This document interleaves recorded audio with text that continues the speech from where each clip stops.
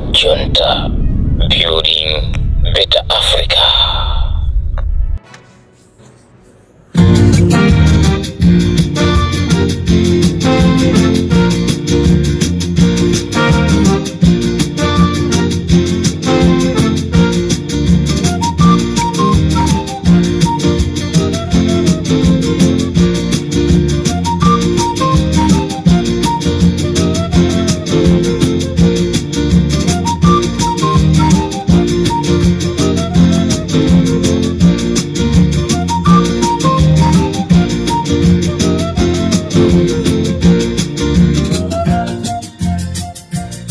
Mwadzuka bwanji ya Malawi nonse chigawo chino chakumamawa. This is Comrade Ntanyo on Limpopo FM.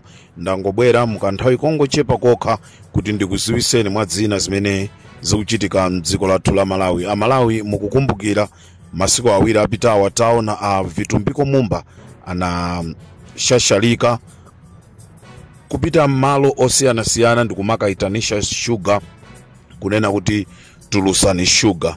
Amalawi nkhani nthawi ino yakumama ndi nkhani yomvesa chisoni ndikuyankhula pano kunena kuti magalimoto akuluakulu amene amatchedwa kuti matraki anyamula sugar ochuluka amene akutuluka mziko mwathu ndipo akuperekezedwa ndi magalimoto a polisi.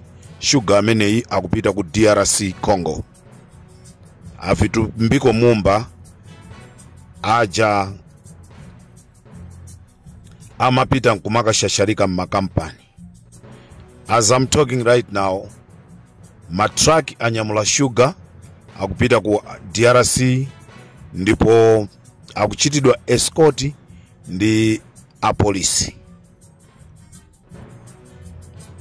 Ujamata akugwira ntchito yotamandika uja. Vitumbiko Mumba ndi mmodzi mwa azisogoleri MCP amene amatenga chuma cha President Lazarus Chakwera ndikumapita ndikumakachibisa maiko akunja. Lero ndaja anapasidwa unduna wa Minister of Trade. Takhala tikwaona akukangalika. Nde uthenga wanga wa Mumba ndonena kuti sugar amene akupita ku DRC Congo pamene Amalawi sugar yomweyo akumuvutikira akumugula modula. Mukulithandiza dziko la Malawi? Mukulithandiza dziko la Malawi? Nde chigawo chakumasana kuno Amalawi ndikhala ndikubwera ndi nkhani zimeneso ndangozilandira kumene. Nkhani zimene zizi sindikufuna ndisakanize ndi kubedwa kwa sugar. Ndibwere ndi nkhani imeneyi mwapaderadera, nkhani zimene zikuchitika ku Ame, nkhani zimene timanena za ndege zija ku Malawi. Ame siku libwino kwasokonekera chifukwa cha ndege zimene zija. Anthu anadya kale ndrama. Nkhani yavuta ndikuti ku Malawi Ame siku libwino. Nde ndibwere nditambasule nkhani imeneyi momveka bwinobwino anthu ndisakusokonezeni. Nde ndikuti magalimoto anyamula sugar akupita nawo ku DRC. Sugar ameneyi ndi wa aini yake ndi Nick Chakwera. Kodi Nick Chakwera ndi ndani? Nick Chakwera ndi mwana wa president. Kodi sugar iso wa president amene? Limpopo ndi Comrade Ntanyo.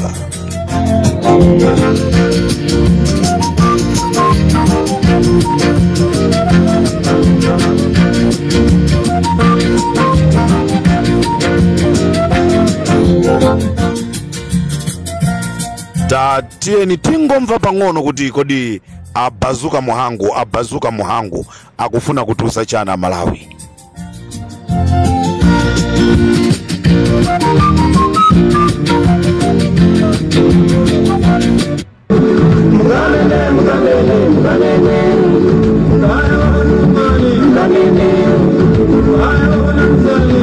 I'd like to call this citizen address to the state president of Malawi. Mr. President, my name is Kumbo Lakumbolani Michael Bazuka Muhanga. I hope you remember me from our previous meetings just before you became a president. These meetings were one-on-one. Before I start, let me take you back to your sauna of youth that happened at Mzuzu State Lodge or Paris. And I have planted over 400,000 hectares of maize. These were your own words of proclamation and declaration to our children. Oh wow, over 400,000 hectares.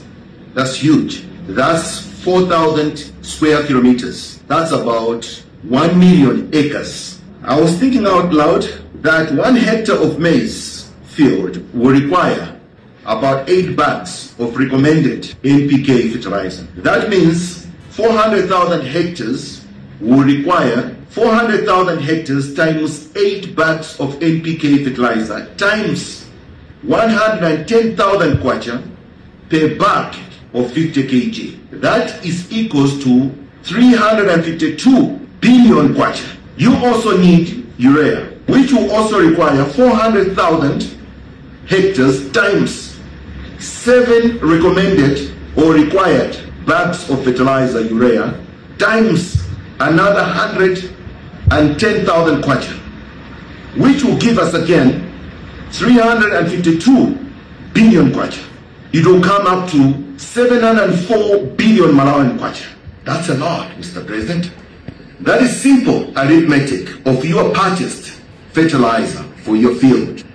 It's a lot of money. This excludes labor charges, machinery, oil, equipment, seeds, pesticides costs. That was just fertilizer. 704 billion Malawi kwacha, less these other things. My questions to you are, were you a beneficiary of AIP? If not, where did you get your fertilizer?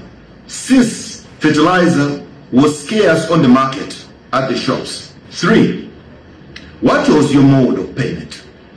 This is about credibility, and I'm holding you accountable for it. I'm seeking for your transparency. If it is not true, then it leaves a lot to be desired about your character, especially you as a president and a man of God. Your sona at Parliament had some serious issues because it was half-baked truth. And that is the reason why you had to remove some of the things from it. Should I say that it's becoming habitual for you to be lying and misleading Malawians? Other known factors or examples are: However, upon arrival in Zuzu, the pilot was unable to land the plane due to poor visibility occasioned by bad weather, and aviation authorities advised the aircraft to return to Lilongwe. And then there was this issue of your promise. And within the first 2 years of being president, I will change everything in the way that we run things. If I don't change everything in 2 years, I will resign. Has corruption changed? Has the welfare of Malawians changed? It has. Hiked prices of goods. Has the economy changed? Yes. High inflations and several devaluations. Do we have forex, Mr. President? What is the country's development when people are sleeping hungry? Mr. President, do you realize that swearing in under oath and lying under oath is perjury? Same question goes to our members of parliament. Do you realize that the president, since that day he was sworn in, is under the obligation of oath for 5 years up to the end of his term? Our read stretches. Do you defend and preserve the Constitution of the Republic of Malawi, or you're just part of the violation of it? I, Dr. Lazarus Magape Jagora, do solemnly swear that I will well and truly perform the functions of the high office of President. Do you remember that, Mr. President? Are we citizens of Malawi protecting our hard-won democracy and its Constitution of the Republic of Malawi? Because enough has just become enough.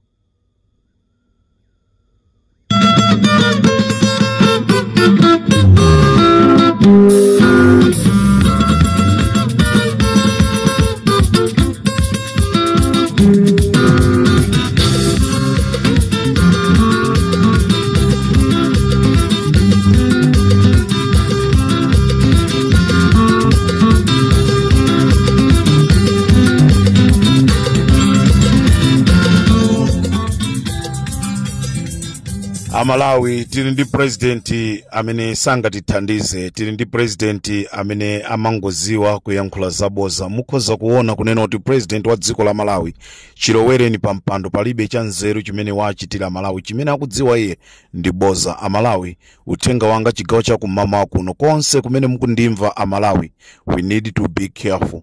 Tikasankhe mwanzeru pamene tikasankhaso mtsogoleri wa dziko la Malawi.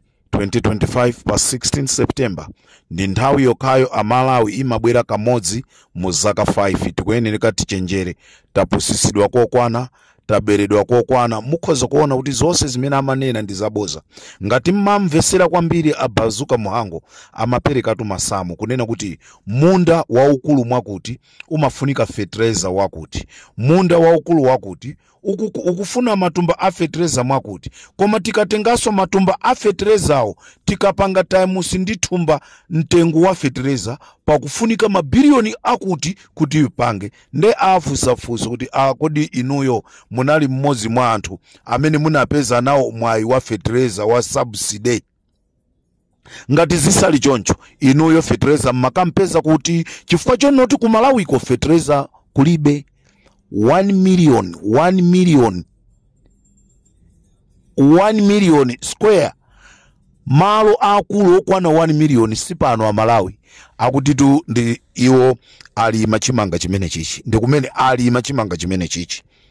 Mukuziwa ndi pafupifupi dziko lonse la Malawi kunena kuti lili ndi chimanga ma square amene akuti pasawa.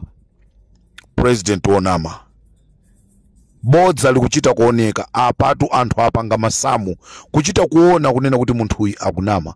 A president chilipo chimafuna mbali, chilipo chimafuna mbali. Lero Malawi mukhoza kuntenga ngati chisiru koma mawa muzamufuna. This is Comrade Ntanyiwa on the Limpopo FM.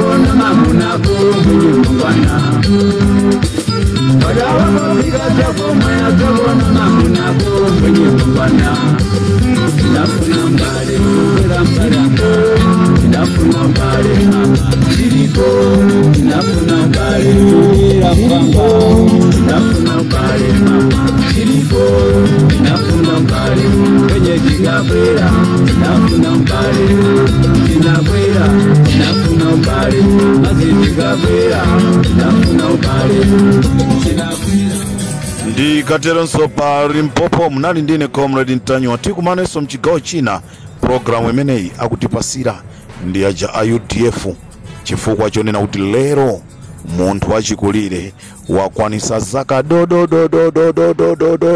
Lero ndi happy birthday ya chair ndi masapota a UDF ndamene akupanga sponsor programu imene ibwere pa Limpopo FM ya nkhanga ya zaona. Ndikufunireni mama bwino mwakoma nonse.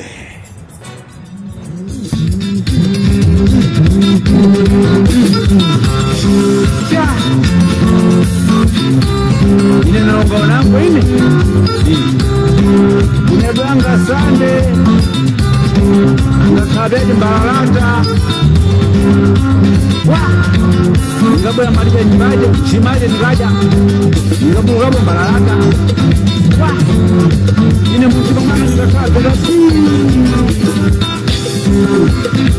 Ruto ndasida kakomere ndiye na Feransanga njini ubale wa mara tangwa nzima moto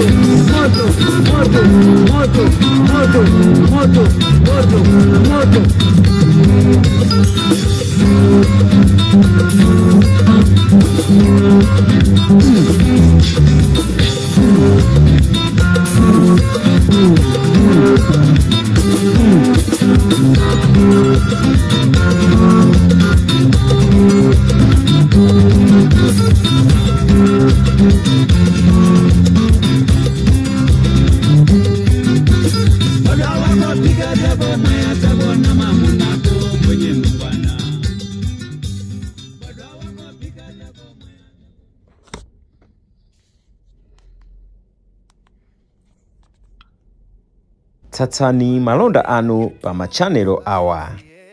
Makosana with 100 plus subscribers. BS Malawi with 100 plus subscribers.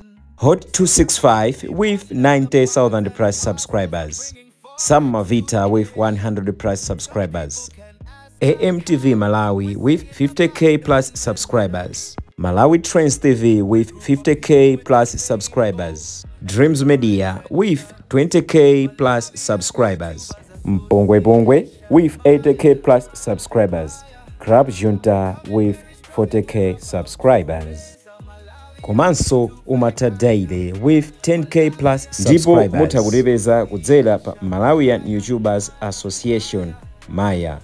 Utenga wanu udzafikira anthu oposaposa 500,000 pa tsiku.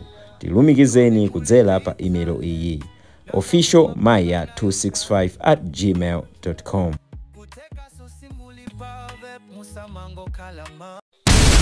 Club Junta, building better Africa.